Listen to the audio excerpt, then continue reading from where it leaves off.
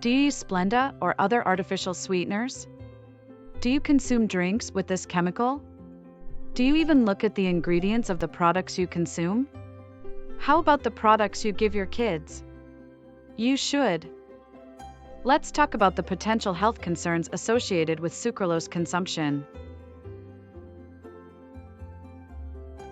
First, let's discuss gut health.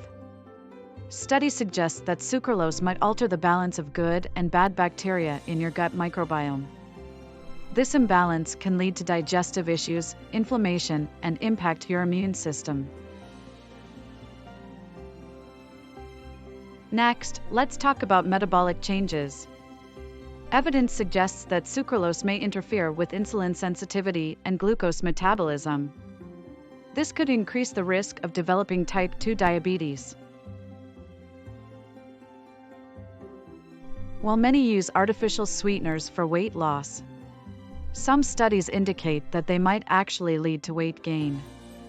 This could be due to changes in gut bacteria or how artificial sweeteners impact how your body senses sweetness and fullness. Cancer risk is another concern. In 2016, research pointed to a potential link between sucralose and an increased risk of leukemia in animal studies. In 2023, researchers analyzed sucralose 6-acetate, S6A, a chemical that can be present as an impurity during the manufacturing of sucralose. The study found that S6A exposure caused breaks in DNA strands within cells. This type of damage is known as genotoxicity. Genotoxic substances have the potential to increase the risk of cancer development because damaged DNA, if incorrectly repaired, can lead to mutations that trigger abnormal cell growth.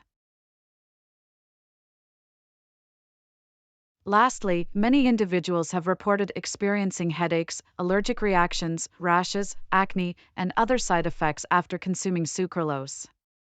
People may react differently to sucralose, and those with any pre-existing health conditions might be more sensitive to its effects.